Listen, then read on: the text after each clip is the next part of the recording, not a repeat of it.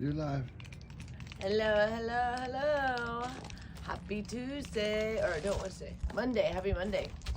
I was thinking it's trash ass tomorrow, so we get excited about already. Happy Monday. What's that song that I would rock, fight. I just have it on my shuffle, my like. That song cracks me up. Anyways, everybody, how's everyone doing? I know it's been a minute. We'll do a little nunchucks. I got a different outfit on today. My feet do not feel good in these boots, but I wanted to wear these boots today. But you know how I tell you guys I cannot wear flat. Oof. I'm like, oof. So we'll see how long. I'll do a little nunchucks, then I'll have to sit because my feet are too bad. When I don't have my heels, my lifted platforms. You guys, I get so many darn compliments for the rainbow sandals. It's getting ridiculous. Are we good with the sound? I get ridiculous. Like every time I go out, I'm like, I love your shoes. I'm like from Amazon. They're just like basic sandals. They're just very bright. You know, my rainbow ones. Everywhere I go, grocery store, the AA meetings, anywhere. I compliments them. So today's a great day. I'm gonna tell you guys all about it. I'm gonna do a little nunchucks. Gaming Fairy is loving those boots, and so is Phoenix. Yeah, are they cool? They got. I ordered these probably about a year ago, on Amazon for Triggerman says something. Hello, Triggerman. I love the little things you make. Oh my gosh, I love that one. Was so cute. Where it was like Valentine's Day or something. It was. It turned a photo into us talking to each other. It was so cute. Here's this AI things. I ordered these about a year ago for something. I don't remember what. We were doing some project where I was like, because I used to have the best cowboy boots, you guys. Don't even get me started. My cowboy boots were the best thing that I ever owned. As far as shoes. I probably even never owned, really, as most things. They were these old gringos. They were leopard and American flag-ish. Where they were like, oh. They got the red. No, they weren't American flag. They were the red. Red and leopard. I got my hats on. I can't remember, it's been a minute. But best. Not cheap, too. They were the most expensive pair of shoes I ever got. Richard was like, get them. This is like in, gosh, 2014 probably. Oh, no way. Everyone's digging your new look. Thank you. I loved those boots. I wore them out. I mean, you can get them resold, but we ended up, all that stuff got lost as we moved. But best pair of shoes. I miss them. So about a year ago, I bought these. These were only like $20. I got them when they were marked down. How do you get things? I wait till things go marked down on Amazon. I watch the things. Because if you put it in your basket and then to save for later, often the things get marked down. So I just wait. But not only $20. Those, now's another story, the old gringos. But these are fun. But I can't wear boots for very long. And I found that out by wearing. I don't know how I did it. I did it for years. I wore those everywhere, but I was in pain all the time. I kind of just thought that was life. This is my foot just hurts always. But then I discovered wearing shoes that are higher, like platforms. I was like, oh, this feels much better. And now I hate wearing flat shoes. But yeah, for years I did wear flat shoes. I used to wear really flat shoes when I first got together with Richard. This was in 2012. Oh my gosh, I was thinking of a story. I have a story for you guys later about when me and Rich first got together. I just remembered it because that was from 2012. It's a long time ago. But I remembered a really crazy thing that happened when we first got together. But anyways, when I first started dating Richard in 2012, Gloria had moved in because his father had just died. So she was living in Richard's condo. And so when I first became part of the family, it was with Gloria. And she was the same then as she is now. But, she said, your feet are going to hurt when you get older because you're wearing the flat sandals. I was like, oh, yeah, probably. She said, yeah, you're going to have really bad foot problems. And then that was before I broke my foot and stuff. So it really caused my foot problems with breaking my foot. But now I don't wear flat sandals anymore. I mean, I used to wear them. It was like nothing. It was like a piece of paper you're walking on. I don't know how I did that. Well, I didn't have as bad a foot, but I've always had foot problems because I have weird feet. I have like a bunion or whatever. So it creates like, it sticks out on the side, but then it ends up hurting on the bottom. I don't know, it's all connected. I went to a foot doctor and he's like, yeah, not much you can do with that, sorry. Like, oh, so I just have to suffer the pain? Yeah, pretty much. Oh, man. But anyways, and then I have all kinds of other problems. But anyways, I get sidetracked. So let me do some nunchucks, and then I have a bunch of stories for you guys, because I haven't been on here in so long, so I have like just a million stories for you guys. Okay. Like, what's going on? Yeah, lots been going on. Okay. Oh, and I know, isn't this, check. This is my foot. Like, I'm just standing and my foot just started hurting. Sorry. I get like, when I don't wear those platforms, then I get like spasms in my foot. Oof. Okay.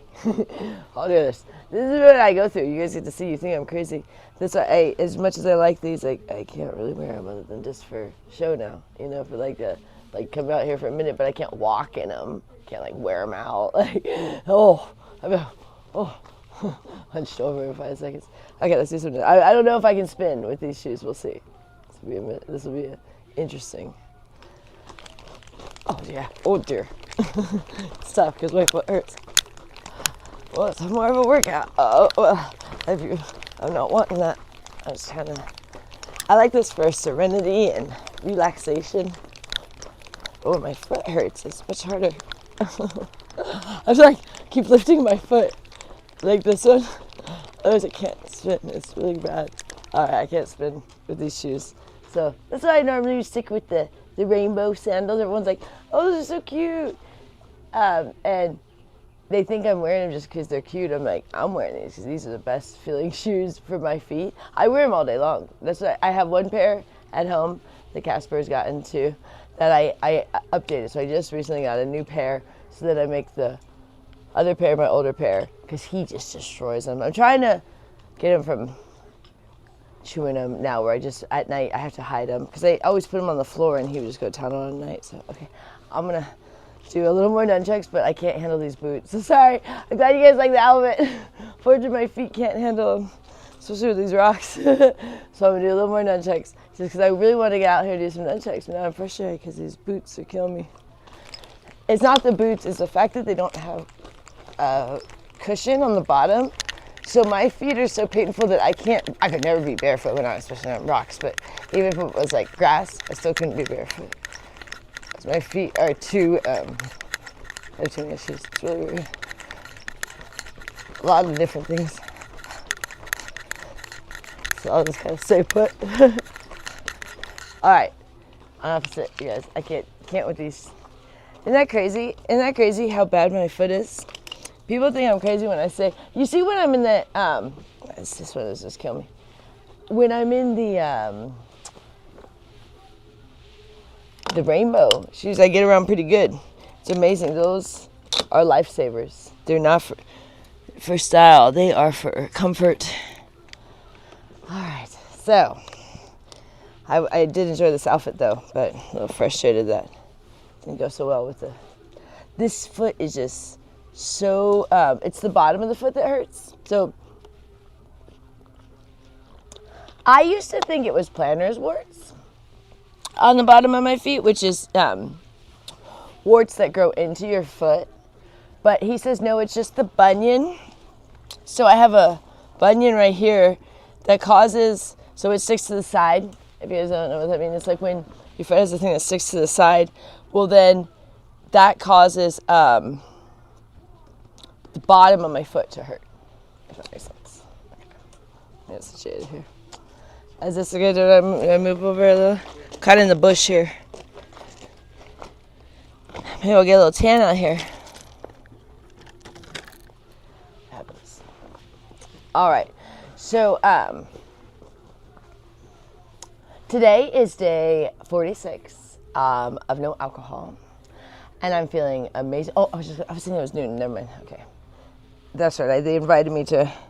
I saw my sponsor today and my sponsee's sister, and they invited me to a noon meeting, but that I was thinking, I'm going to meet so many friends. Oh my gosh, it's amazing. I'm so happy because I didn't even really want a bunch of friends. And it's not friends that you necessarily like go hang out with, which is good for me because that's not really what I want.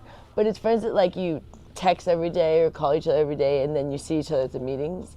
And that's exactly what I needed, because like, I don't drink coffee, and now don't drink alcohol, and I have the food I eat is hard to get at restaurants, you know, because we're very particular.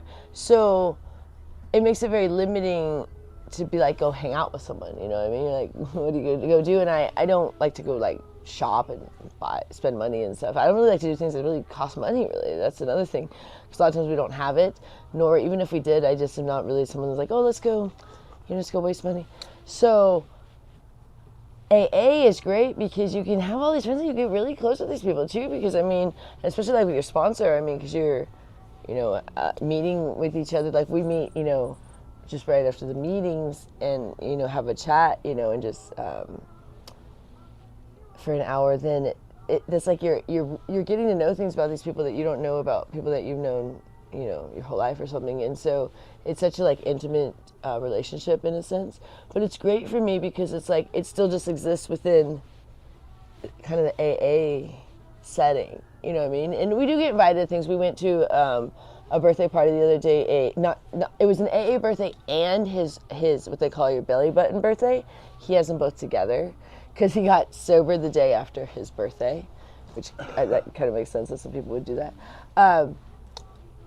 So we went to one of those, I think it was last Saturday, I think it was. And this coming Saturday, we're going to another AA event. But most of it just exists within going to the meetings. And that's kind of what I like, because I don't know, I'm a little antisocial. And also I just don't really have the time, and you know, I like being home. So it's so perfect because I can go to a meeting and I can, like, so I have all these friends now throughout the meetings. And so today I'm going to a meeting for my good friend. I met her at a women's meeting and we stay in touch all the time. We've been meeting up at meetings. Like, we'll just meet at the meeting and chat at the meeting, and then we part our ways, you know, and we chat throughout the day through the texting. And it's like so perfect. I was like, this is great. This is exactly what I needed, you know, because it's like, there's not very many other settings where you'd be like, where you can literally even see your friend every single day if you go to the same meeting, you know, because I'm going to meetings every day, and so these people, so it's kind of cool, but it's like you're just like in this little kind of like vacuum. I love it. And so she's getting her 30 days today, so I'm going to see her get her chip, and I'm like, I hope she got it, because I didn't want to ask her this morning. I assume she did, you know, because she had like 28 days, and she was talking about, you know, she was getting a chip, so I doubt she messed up, but you never know. But I didn't want to ask her this morning. I just wanted to congratulate her, but I was like, I hope she got it, you know, because we were congratulating and she didn't get it. But I decided it was better to lean on the side of like congratulation than like accusatory, you know, like, did you make it? So even if she didn't, let's say she didn't, well, it's all right. Then I was wrong, and I said, you know, happy birthday. Because you say happy birthday, you know. I said happy 30 days, but the birthday is more than a year. But they call it birthdays in A. Not till the year, though. But yeah, I said happy 30 days, and a couple more things. But she kind of just hearted it and said, you know, see you later. So I'm like, I hope she got it, but whether she did or not, I'm so proud of her because she was close enough. If she didn't, I think she did. But I'm going to go. She's going, so that was a good confirmation, because I was like, let me make sure she's going to the meeting. And so I assume she got it. But today I had a really good chat with my sponsor and my sponsee sisters, which they were both flight attendants. One of them still is a flight attendant, and the other one used to be. And it's so cool to me because I wanted to be a flight attendant my whole life, and like, I might even still, because my sponsor said she didn't become a flight attendant until she was 45. So it's kind of like something I'm like, it's kind of nice now. I'm like, know some people that I can literally ask a lot of questions about. Like, I found out something today that I guess you get really bad allergy problems when you fly, and you also get sick a lot because of all of the you know, people flying come with all of their different sicknesses because they're flying from all over the world. So I guess you get a lot of like colds and, you know, flus and things, but also I guess from the pressure you get a lot of like sinus issues and stuff. So they often have to take medicine for that. So there's things I didn't know about. It's kind of interesting. And then today I was reading. I have this big book. Well, no, I have a big book workbook. Sorry, everyone's got a big book. I have a big book workbook that goes through the big book, and this is a really extensive one. It's like, because I've been just like kind of doing my own kind of going through everything, and then I do stuff with my sponsor, but we don't meet enough for me to like. I get bored, so I have to go ahead, and then I do it the second time with her. But so I've been going through this workbook, and today I read about like just like how much alcohol like really affects your organs and stuff. Like I always knew that it did, but I was reading about it and it was like, what was I ever thinking? Because like it really dawned on me like just the sheer poison of it. Because so did you know that most people know these things, but maybe I didn't. Okay, but the organs that are used most in like excreting the alcohol out of your system. So like when you drink, your body tries to get rid of the alcohol because it's a toxin in your system, and it's a poison. So it's trying to, as soon as you start drinking, your organs are trying to get the alcohol out of your body because they think you just swallowed a poison. Like they don't know that you're doing it intentionally. Your body doesn't realize that first, so it's trying to get it out. But the two organs that are used in trying to get the alcohol out of your most are your pancreas and your liver, which most people know, right? Okay, but here's the thing. The things that are destroyed by alcohol the most are your pancreas and your liver. So the reason why like alcoholics really get really bad is the longer they drink, the more the thing that's supposed to help them while they're drinking is destroyed. So like and as you get older, your organs slow down anyway, so they don't work as well. But so as you get older and the more you drink, the more heavily you drink, the less your body can fight the alcohol at all. So that's why it's just a vicious cycle. You see what I'm saying? So it's like the thing that your body is using to help you survive against the alcohol is literally the two things the alcohol is killing. So that's why it just turns into just complete havoc. And then the more you drink, so normal drinkers, which is not me, only want 1 or 2 drinks or whatever, and then they're done, and they don't already feel good. That's what it was reading in the book is saying. Most people drink and they go, oh, I don't feel good. This makes me upset stomach and nauseous. I'm drinking a poison. No, thank you. I'll have 1 or 2. I'm good. An alcoholic wants to drink it all. But here's the thing. When you get past that 1 or 2 drinks, whatever is what your body can process, everybody's a little different, or a lot different, but, it's normally around that amount. And depending on the drink size, 1 to 2 drinks, I got a 64 ounce. Once the liver and the pancreas and everything is overwhelmed, because that's all in the body part. Now it starts going to the brain. So now you start losing brain tissue and stuff, and it's affected. So every time someone overdrinks, they are killing part of their brain. And they're messing up their liver and pancreas, which you can heal, but as you get older, it already deteriorates a bit. And so then when you do things like alcohol, it's not going to make it better. So it's going to get worse. So I'm saying it might never go back. Well, it's never going to be back to that when you first start, because as I said, age deteriorates it anyways. So you're getting older. But it's a crazy thought that why alcoholics is so bad is the thing that their body is going to use to save them is the thing that, as every drink, is just destroying it. And a lot of people do. They have to have their pancreas removed and their liver and all kinds of things. They have liver failure and like a liver replacement. And I don't even know how that all works. Which things you can have replaced or not. I don't even know. But when I think about those things, I go like, man, I definitely don't want to take that first drink. You know what I mean? Like, and my sponsor's husband today, the reason why I chose that sponsor is she goes to meeting with her husband, and I like that because it's not totally rare, but it's a little more rare. But there are a handful of couples, and I like that because me and Rich go together, and I felt like, because some people don't understand when you go with your husband.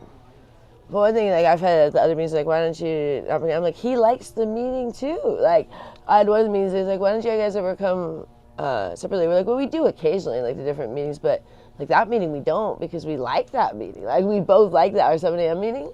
We don't ever want to miss it, neither of us. We're like, that's our favorite meeting. So that was the one, she's like, why don't you guys, you're always coming together, people who are, single, trying to find the issues in everyone else, which you're not supposed to do, taking inventory of others. But I said, we both like this meeting. Richard doesn't want to miss it, and neither do I. That's why we come together. We only have one car. So, But we do, like, tonight he goes to a men's meeting. And I'm going to go. I think we hadn't decided. I think I'm going to go to the meeting by myself. Well, here's the deal. This one is going to be a push because the meeting I'm going to for the girl that's getting the chip, I have to probably leave like 10 minutes early in order to get back so that Richard can go to his men's meeting that he goes to, and it's a dinner and a men's meeting. He showed up like midway through the dinner. It's at a guy's house. And so I was thinking he was going to come with me, and then I was going to drop him off, but then I have to go pick him up later, and I like to go bed early, you guys know. And he won't be done till like 8:30, 9 p.m., and that's just past my bedtime. So I think I'm going to leave a little bit early, and then I probably can get home, then he can get the car and go to the meeting. But in the morning, yeah, we go to the same meetings because we like those meetings. Like, we just went to our 8 a.m. meeting today. And it's funny because I wasn't really want to go. So my sponsor was out of town. She was in San Diego for a week with her husband, and she just got back. And so for the week she was gone, we only once in a while went to the 8 a.m. meeting. We went to the 7 a.m. meeting almost every day. Which is our favorite meeting. But what happened is one time we went to the 8 a.m. meeting, and we found out we really liked that meeting too, because we woke up late one morning to go to the 7 a.m. meeting. This is like a month and a half ago or something. At the very beginning, because we were loving the 7 a.m. meeting. We were like, this is the best meeting ever. We want to go every single day, and we were going every single day. And then one day we woke up late, and we're like, okay, let's check out another meeting. So we went to this 8 a.m. meeting, and then we really liked that one. And then we're like, oh no, we can't go to both because you can't make it. They're about 15 minutes apart from each other if you drive, and then there's just no way. You're gonna leave one early, or the other one's gonna be late, and that's just rude. So we're like, oh, so we decided to do every other, but then we go 4 days at the 7 a.m. and 3 days at the 8 a.m. But when my sponsor was out of town, she chairs the Monday one, which is today, and then we decided to just go on Saturday. I think it was the only day we went. We didn't go Monday, Wednesday because she was out of town.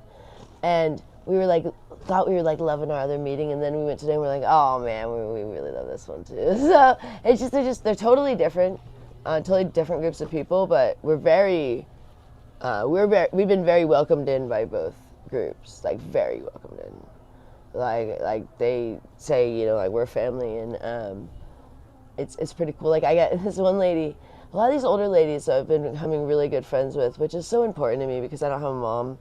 And I mean, I wish me and Gloria could connect more, but Gloria is not really someone you can connect with. It's hard with her.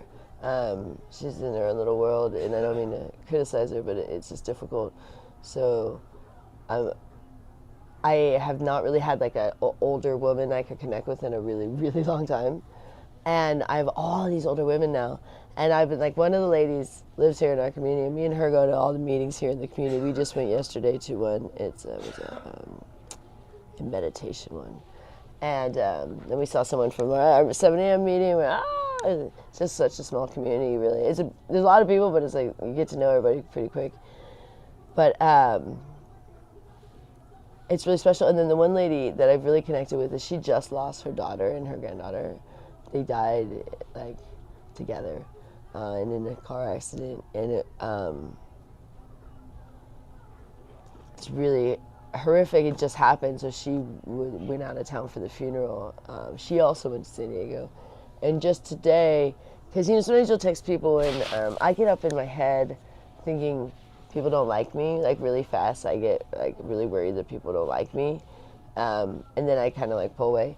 But then it's like people are busy. And today she takes me all these pictures from her trip and all this stuff. And I was like, I'm so stupid. Like I thought, like I'll get in my head, like if I don't hear back from someone, I think, oh. But then I forget to text people. And so I'm like, oh, it's just life, you know. And then I'll realize I didn't text someone back from like 2 days before. And I'm like, oh my goodness, I did the same thing to people.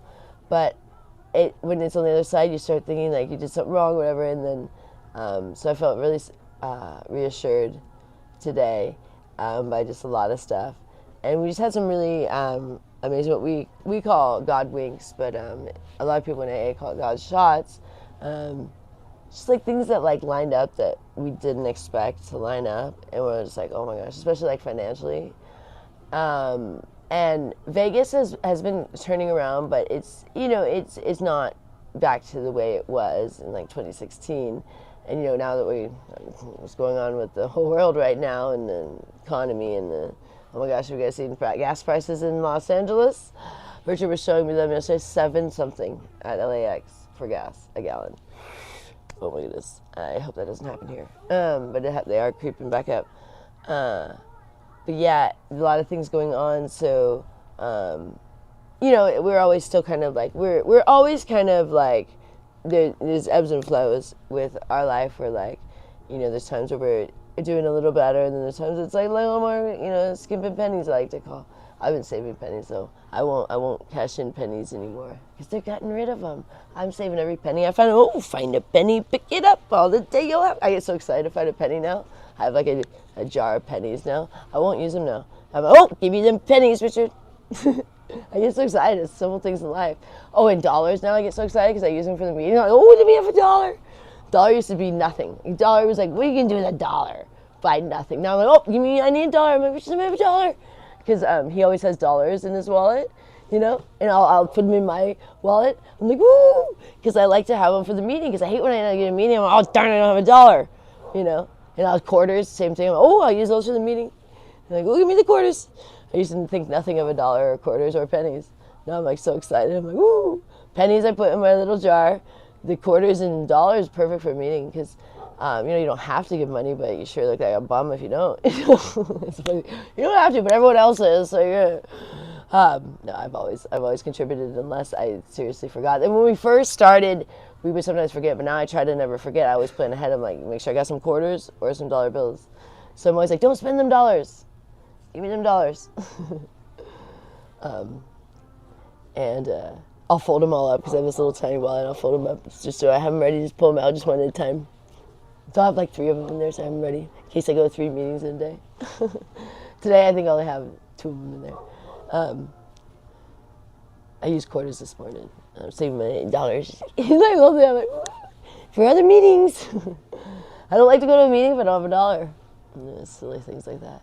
Oh, I forgot to get my Grapevine magazines today, too. Little things to look forward to. They were giving away the Grapevine magazines for free. Oh, I always jump on those. The other day, yesterday I was at a meeting with the lady here in the community, and she just recently lost her husband, and so most of these people in the program have all lost someone, so we really can relate. You know, it's crazy. Oh gosh, today we called one of the guys from our 7 a.m. meeting. So Richard calls like every guy from our meeting when we're not there. They love Richard. They're all buddies. The one guy, we just ran into him at the Whole Foods. Richard's helping him with his nutrition. But we run into all the people at the Whole Foods. It's crazy too, because I used to get the alcohol at the Whole Foods, because I used to they had the hard kombucha.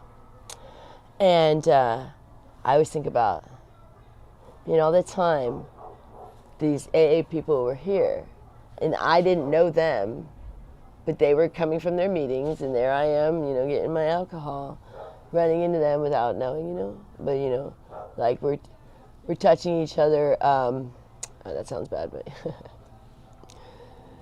spiritually, you know, like our Richard likes to say, everybody carries spirits in some sort, you know, like where it's you do on some level, because you've been around all this time. There's something that's keeping you, whatever you believe in, you know, something's inside you, your soul, whatever that, and it's your soul that touches other people without you realizing sometimes, you know. So I may be in the store buying my hard kombucha or hard cider or whatever was my fancy of the day. And there these people are in AA in line with me, and just like it's having an influence supernaturally, like spiritually. Do you know what I'm saying? Whether it's subconsciously, you know what I'm saying? Like, well, we don't know, but that's how, you know, we the thing. It's how the universe flows. We're fully unaware of everything going on. We have no idea. Humans, we think we know everything. We have no idea. You can't tell me what's going on right now and what we can't see. There's so much stuff. Have you ever had where, like, somehow you could see it, where it was like a light came on or something, and you just see all this stuff that you didn't see, like all these little particles in the air, and you're like, oh my goodness, those are there all the time, all these little dust particles and all this stuff. You can see it when you have like certain like lights, like if it's dark and you turn on, and then you see all those little like particles. And you're like, those are there all the time, and all these atoms, all these molecules, all these things. So I'm getting really into Richard is a biologist. He has a degree in biology, and I have always loved math and science. I was actually really good at those subjects, and I'm getting really into the kind of the science a little bit of the alcohol addiction. So that's what I was really just like diving into today. And Richard's like, man, you really enjoy that. I was like, I do. So this morning I was like, at 4 a.m, I'm sitting there reading this workbook. Like, I'm not in school. I'm not going to college. I'm not like required to do this. Not even my sponsor says, I'm just doing this all on my own. I bought myself my own workbook, and I'm just going through it every day in the morning and evening. And it tells you what to read, and it goes, it's supposed to be done with a group. I'm just doing it by myself. It says, read this to the group. I'm like reading it out loud myself. One person band here. But I don't care, because I like that. Because if it was where I had to go to a group every day, I mean, I go to my meetings, but if it was like, it'd be less likely I'd finish as much of this book if I was every day having to go somewhere. It's just easier for me to just sit there in my closet with a workbook. And I go to my meetings every day, but in my workbook I've just been doing on my own, and then my sponsor gives me other assignments, and then I have that in my little notebook. But anyways, I've been really getting into just like what it does to the body and stuff, like the science behind it, because there is a difference between, like, people always think alcoholics just have no self-control. That's not the case.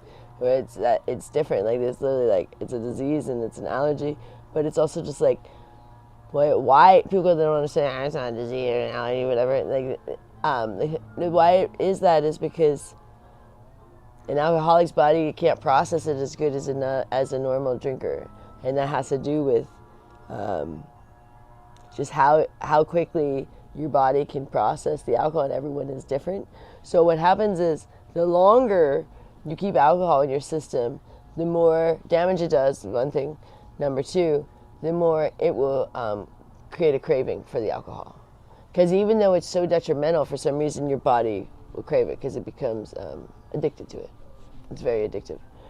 So someone who is an alcoholic or prone to that, you know, in their family, or, you know, don't know if they are yet, but are struggling with alcohol, their body struggles more to get the alcohol out. So they struggle more because even every drink affects them more than another person.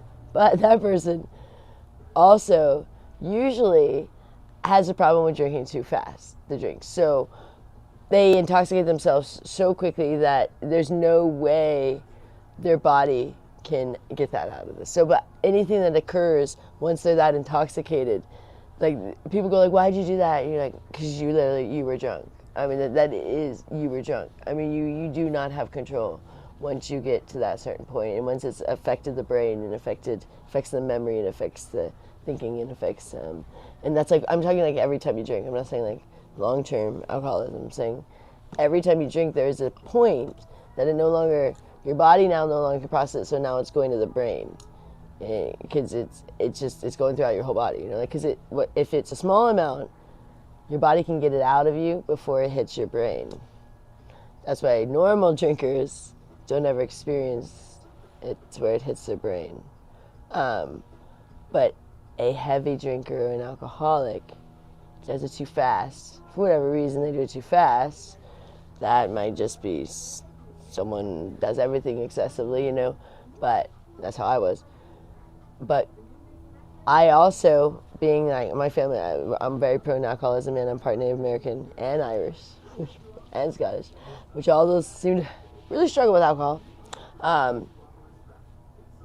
When I drink too fast. So right there, it goes to the brain.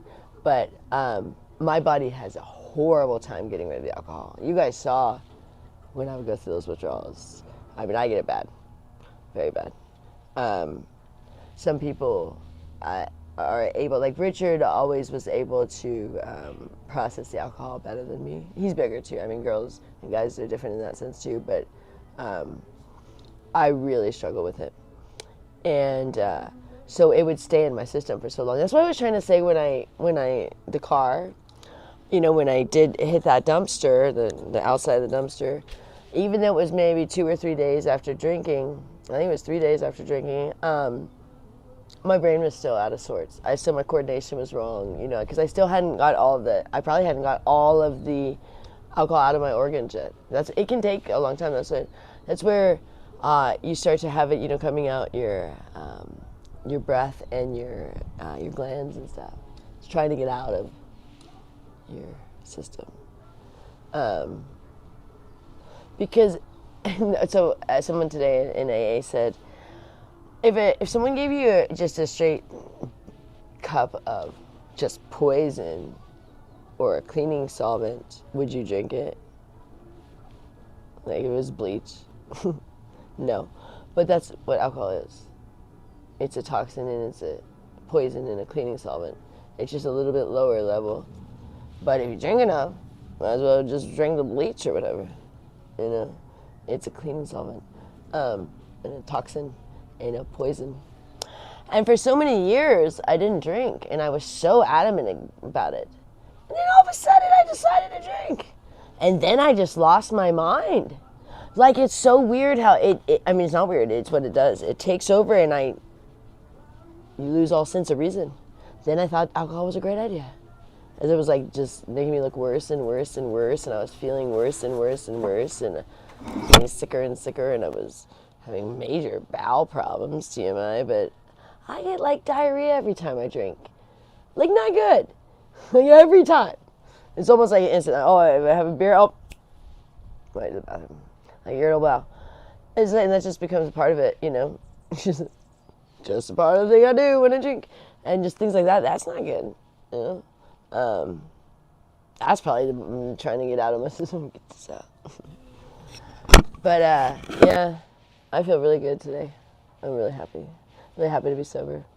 We're having a great time. We love our meetings. Oh.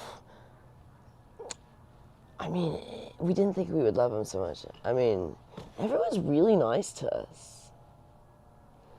Like, we feel really blessed, me and Rich, because we didn't expect people to be this nice. And they're nice to everyone, but they're not that nice to everyone, if that makes sense. Like, there's very much cliques that occur, but somehow we are part of the cliques. And I feel bad about that, because some people are not. But we are, like, really in the cliques, and I don't know how it happened.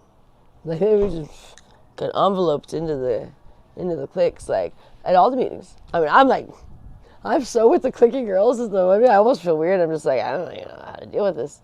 I'm like, definitely in the cheerleader committee here. And I was a cheerleader, but I never really felt I fit in as a cheerleader. But it is just like, yeah, like all the ladies, and it's weird for me because I've never had a ton of girlfriends. I mean, I got along great with my mom. Not the best with my sister, but we got along decent enough. I mean, it was me, my mom, and sister, so I'm used to women. I'm not one of those that, like, grew up with only brothers or something. I was raised by my dad, but once my mom died, I probably had more men in my life than women. If I think about it, yeah. I mean, I was in the Air Force, which was only 19% women when I was in the Air Force. I don't know what it is now. But yeah, so I was going to tell you guys a story. That's right. So just, I think this was maybe even this morning in the shower, I thought about something that I hadn't thought about in years. Like, I totally forgot, like, this even occurred. Because this was just, like, my crazy life, like, on a daily basis, like, whenever I drank. And so when I first, so I first met Richard in 2009. He lived.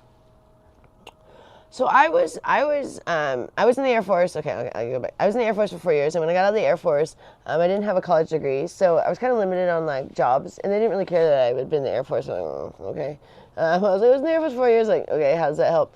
And so I ended up getting a job at a real estate office, and I stayed there for 4 years. But then when I got my DUI when I was 22, this is after my brother died. So my mom died when I was 20, and my brother died when I was 22 in a motorcycle accident. Not alcohol related. He didn't really drink much. He drank occasionally, but he wasn't a drinker.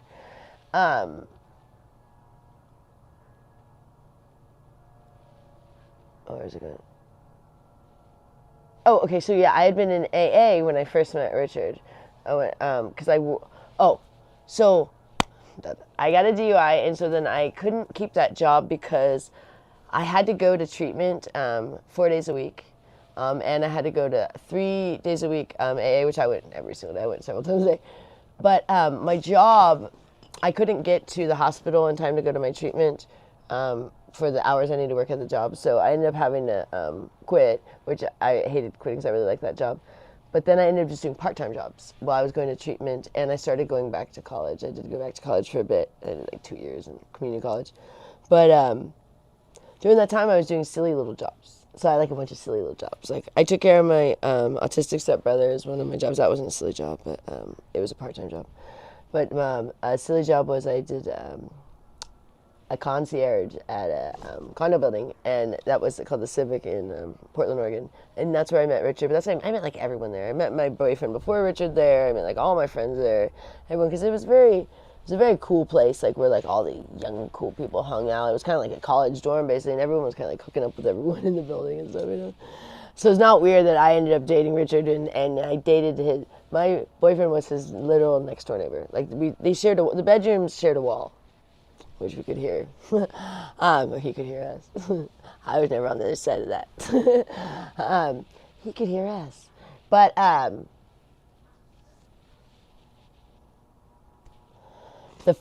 so we knew each other since 2009, but I had been dating his neighbor on and off for like 2 years, but kind of like more off than on. But this one day in 2012, I was at a bar at really early in the morning. So I had gone out the night before with one of my friends, who were my only friends, were bartenders or cocktail waitresses. And she was both a bartender and a cocktail waitress. We went to this bar by her house, and we went out. It was like her boyfriend and some dude they were trying to hook me up with, which went really south. It was like a friend of the boyfriend or something. And but we all ended up staying the night at her house, and we didn't really sleep because we were up like all night, like at the bar till we were at the bar till whatever it closes in Portland. I don't know if it's 2 a.m. or whatever. I don't remember back then.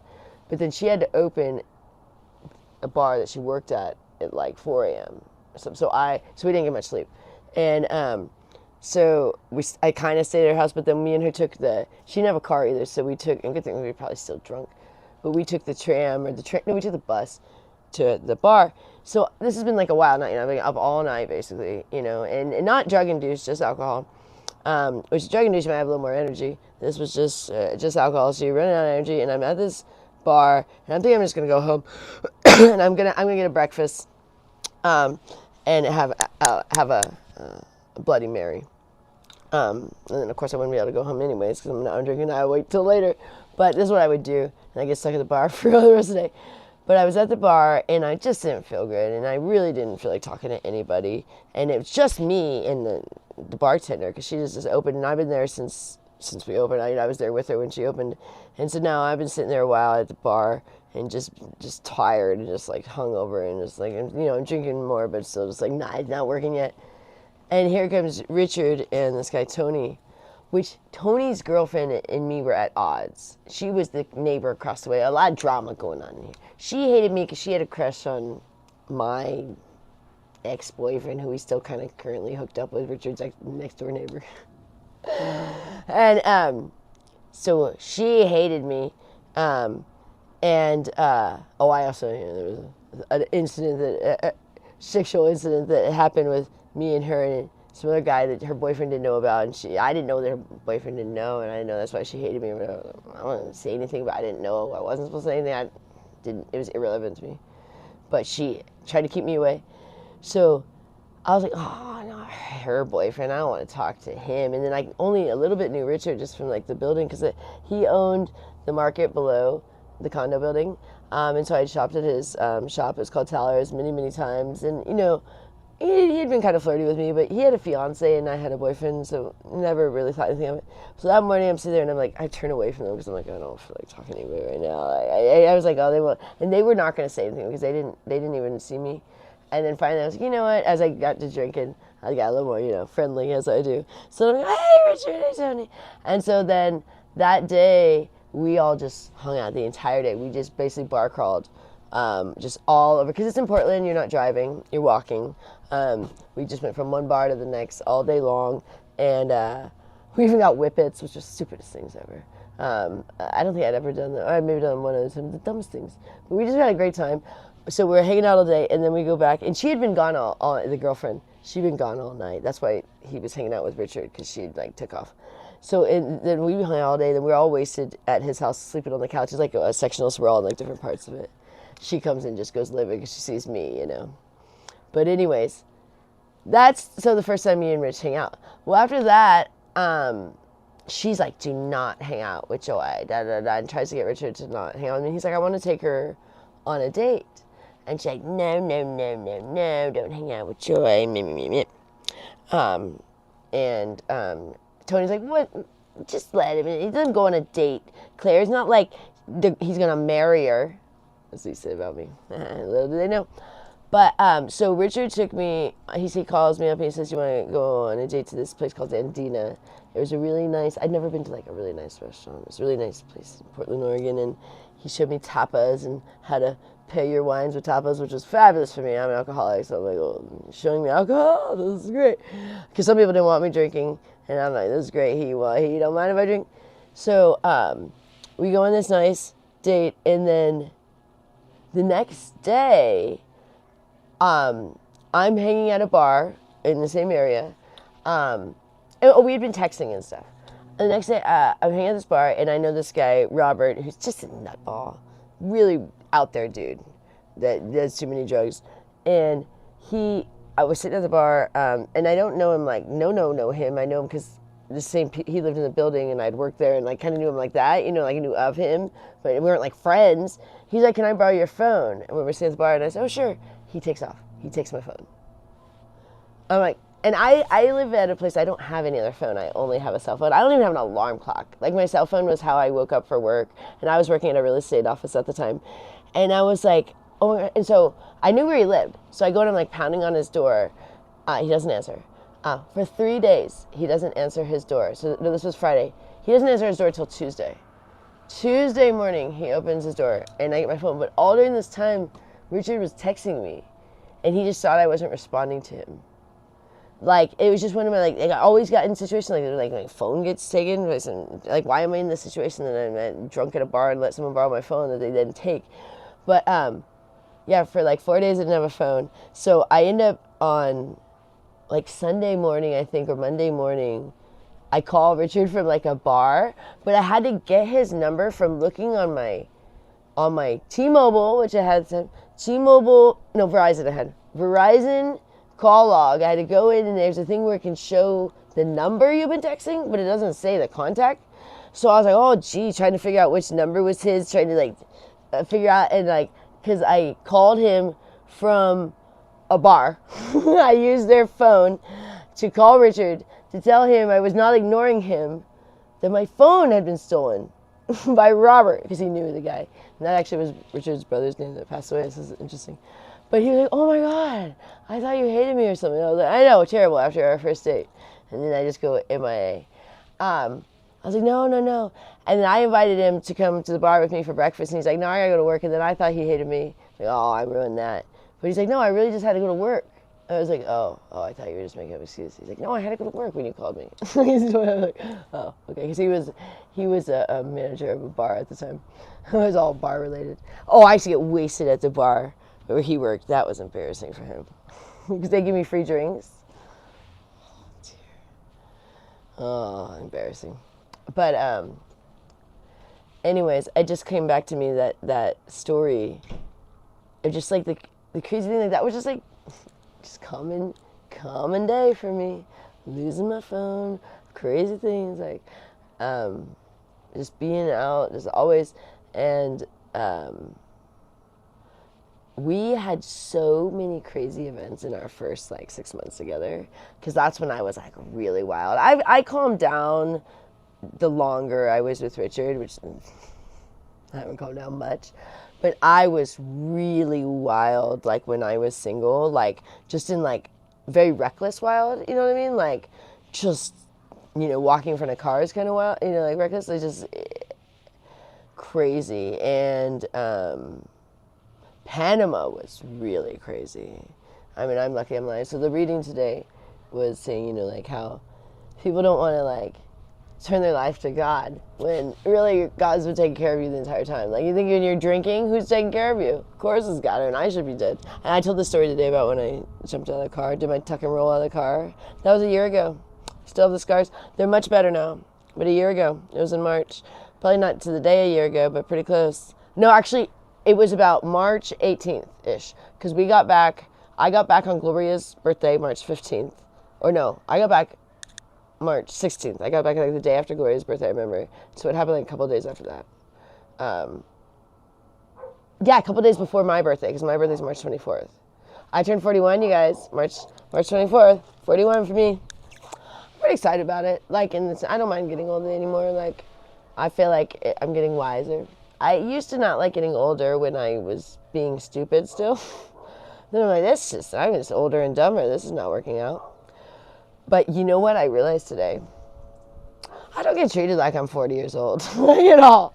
Like, not by anybody. And I don't know if I think it's okay. I think because I don't have children.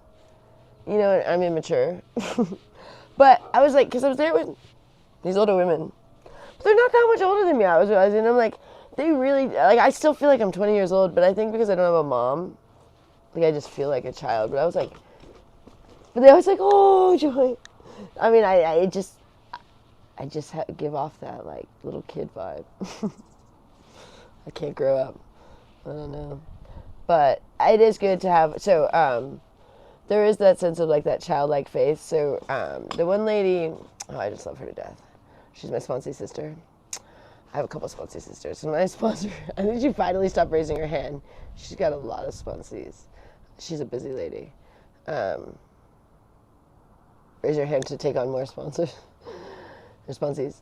But she was telling the story of, her niece or someone's baby in her family. I forget exactly the relation. 3-year-old that was talking about how they're saying, kids know there's a God. Kids don't question it. It's adults that question it. Like, kids just inherently know, like, something is taking care of them. Like, the 3-year-old was like, I'm a protected little girl. Like, she just knew, like she was, like, jumping around on her, like, stroller, like, trying to climb on it and stuff. And mom was like, don't do that. And she's like, I'm a protected little girl. Like, it's they have that concept, like, they are protected. Like, something is looking out for you.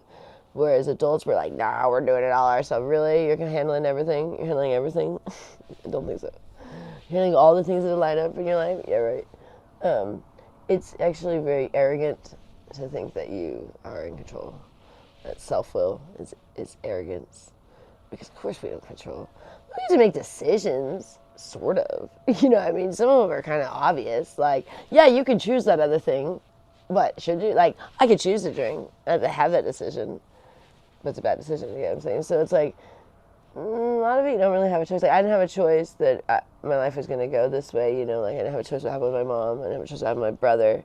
I didn't have a choice that my body was going to be more susceptible to alcohol, But I get to, throughout the day, make little choices, I guess. But the big picture things, I don't really have control of, And even the little things, the less I worry about the little things, the more I realize, it'll be taken care of, Like, even, like, worrying about being late or whatever. So me and Richard get in a fight almost every morning, like, it's small, like, not like, when I say fight, I mean, like, you bicker.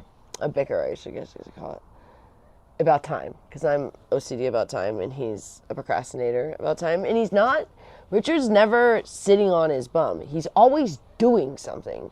So it's not like you can be like, oh, you're just sitting there watching TV. That's never the case. He's always doing something. But I'll be like, hurry it up because we got to go, or put that on hold, whatever you're working on. And that becomes our conflict every morning. This morning, I said, we're going to be late. And we're going to be late. And he said, we're not going to be late. But I said, we're going to be late because you took too long to get in the shower, because he still has to get in the shower. And he can only take a 5-minute shower because he waits too long. You got 5 minutes. You got to get going.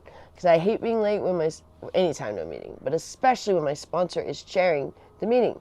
And I communicate to her that I get on Richard and we're going to fight about it. And she's like, just let go. So I even told her today at the end what happened. But, so he said, we're not going to be late. Stop getting on my case about it. All right, so I just backed off. We were 2 minutes late, which is not that big of a deal. But we were still late, and I was happy because he felt a little bad about it. But I was like, I told you, I don't like walking into a meeting. It's rude. I mean, they're praying in the beginning. And you walk in while everyone's praying. It's rude. And so I told my son, I said, I told him we were going to be late today, and he said, stop getting on my case. And so I said, I'm glad we were late.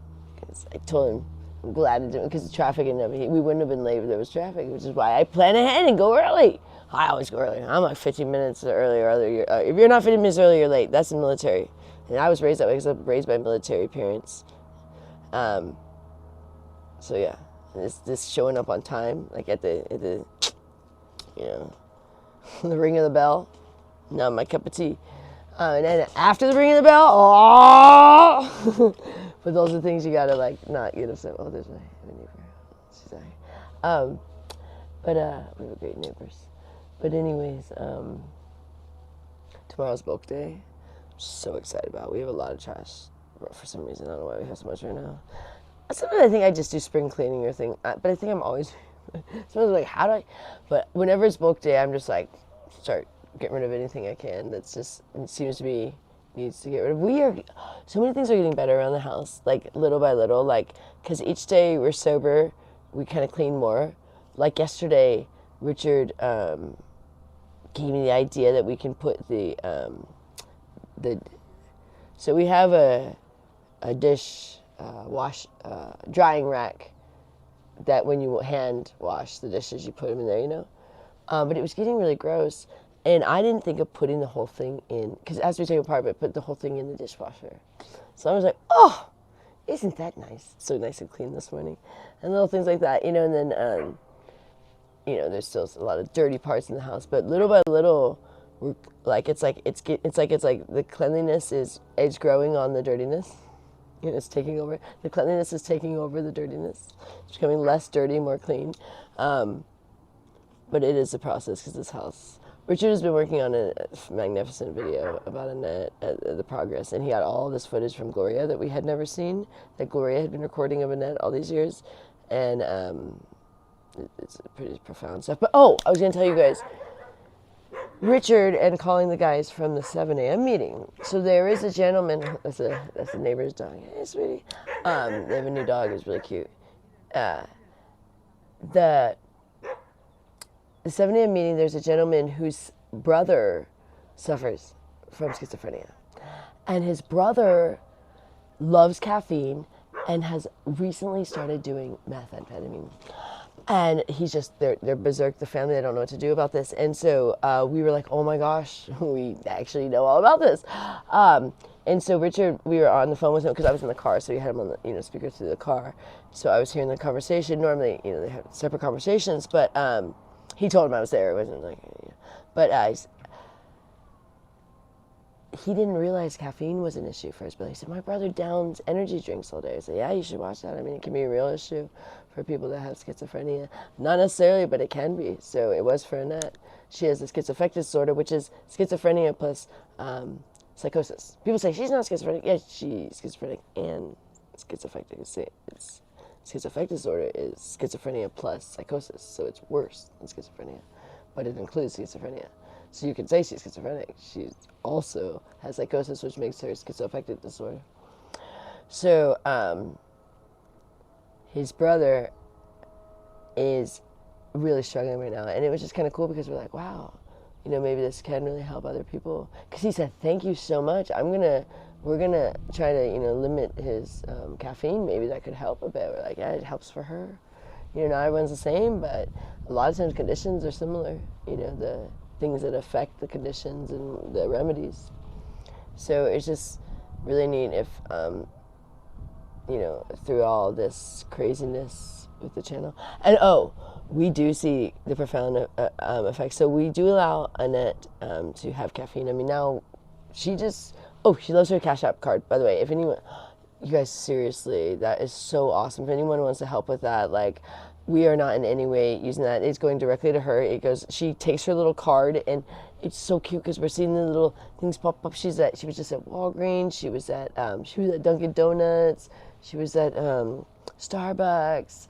Somewhere else we said she had like $70 on there. We said, just go wherever you want. And so she's just been having a kick at just getting whatever she wants, just on her little card, her little CashApp card. So anything that goes to that CashApp just goes directly to her.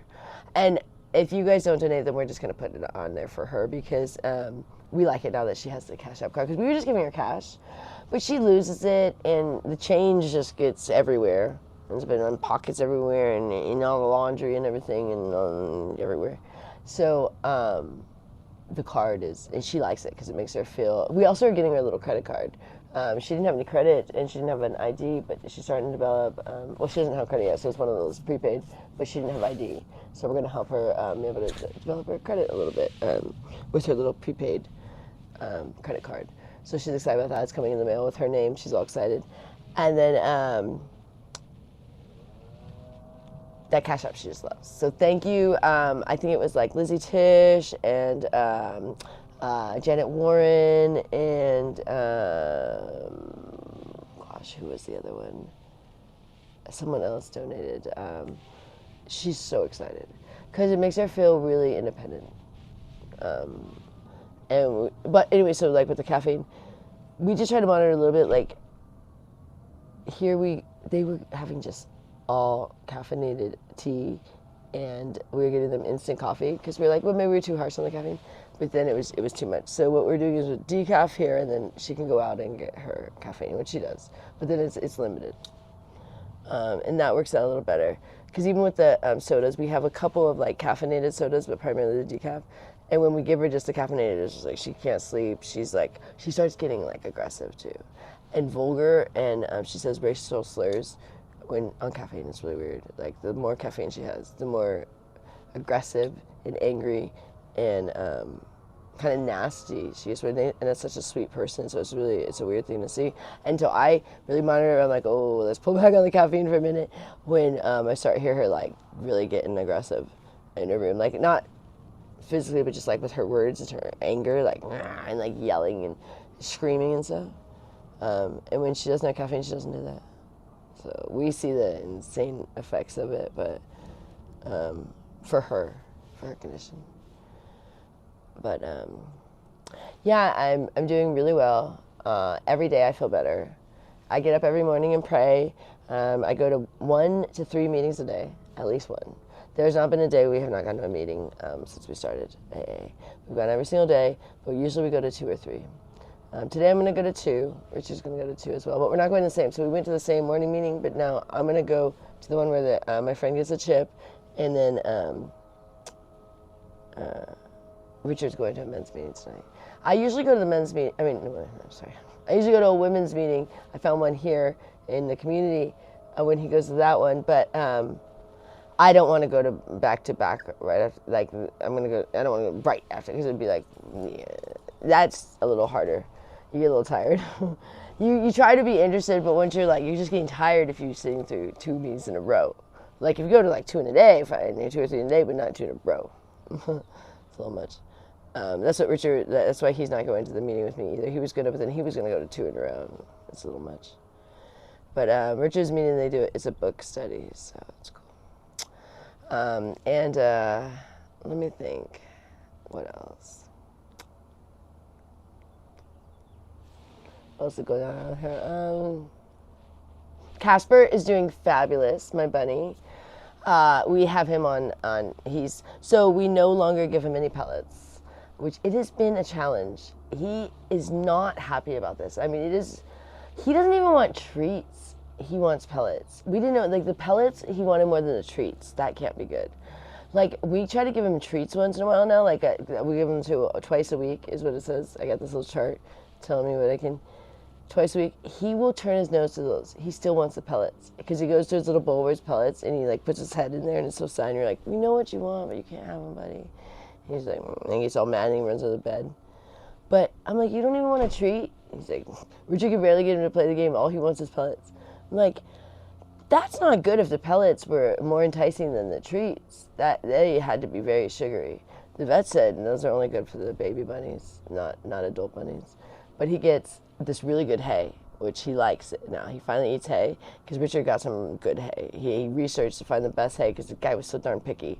We tried about 7 different hays for Casper. He's a spoiled buddy.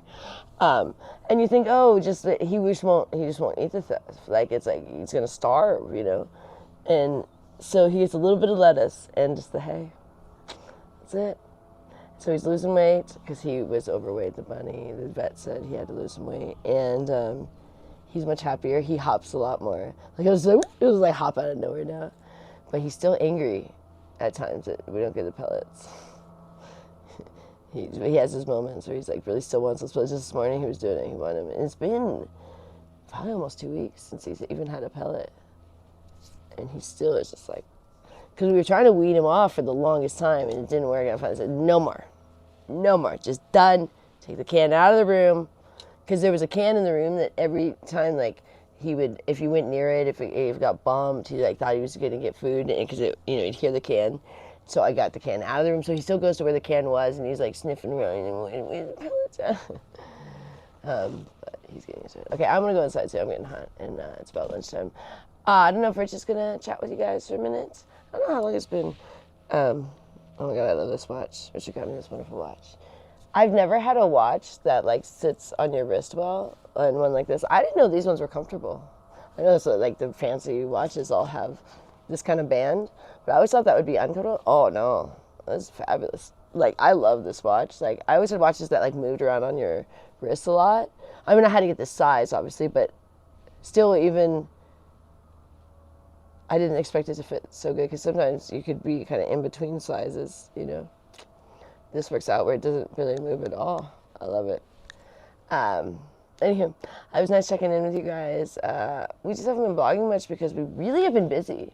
When you do like 2 to 3 meetings a day, and then we got doctor's appointments and dentist appointments, so we've been taking Annette to a bunch of different implant consultations because we are working on that. We're working on trying to get financing for that, like in the sense of like somehow getting a loan or somehow getting a partial down payment and then the rest on the loan, but like we just don't really have a lot of credit right now in order to get that much of financing. You know what I mean? Like, I only have a little bit of credit left because I have a lot of credit cards right now. So, I mean, my credit is getting better and better. I'm like, woo! But it's a lot of money. So, you know, it's hard to get approved for that kind of credit. So, but they're going tomorrow for another consultation. So between those appointments, her regular appointments, and now she's been going more regularly to see her for Annette. Implants for Annette. For dental implants, sorry. Sorry, not implants like boobs or something, sorry. Dental, I didn't think about that. Dental implants, sorry.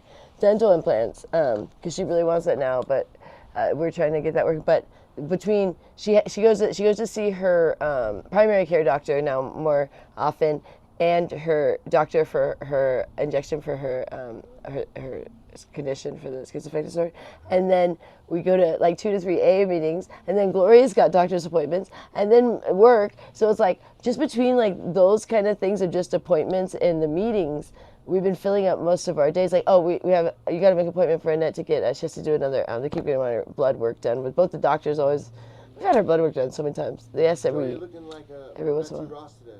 Look like who? Betsy Ross. Betsy Ross. Oh. All right. Thank you. I hope that's a compliment.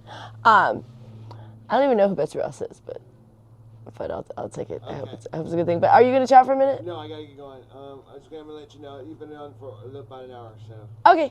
Well, and I like to be on here for about an hour since we set it up, but it's actually going to be warm out. We're going to be able to lay out here pretty soon. I'm excited. Oh, Oh, and also, you know what else we've been working on is the lawsuit. Oh, wait, here, yeah, I'll just get up. I'll get up and turn it off. Just turn it off. That got approved for the lawsuit. So you had to submit you have to submit it, to the courts, and then you have to submit some stuff to DMV or whatever, and then you have to serve the person, which we did and stuff. So Richard's been working on all that stuff, all the paperwork for that. So that's been, and then they've been, I've had to go to a couple appointments for that. So just between like those kind of appointments and work, like we just have really been busy. And I'll just be like amazing. Then just doing my chores throughout the day, I'm like, wow, because especially for the beginning of March was really busy with work too. Like I had several days that I was very, very busy, extremely busy, because there were some really big conventions in town. And those days we were just all day. It was like, and then Richard, one of us cooks, every meal. It's usually Richard, but sometimes I've been doing it. So between, cooking 3 meals a day, and then, it's just crazy, like, your day can fill up pretty quickly, where we were, like, bored a lot of times, for all the time. Like, I had nothing to do, that's what I was drinking. Now I'm like, I have so much going on. It's crazy. And my calendar is so packed. Like, even like today, I got invited to go to the noon meeting. I'm not going to be able to make that one. Yeah, obviously. But I got invited to the evening one for the Girl Let's Get a Chip, but that would have been 3 meetings for me today. I keep getting invited to so many meetings. It's not even that I'm trying to go to all of these. I get invited. So I always go to my morning one, whether it be the 7 or the 8 a.m. But the other ones, I consider those all bonus.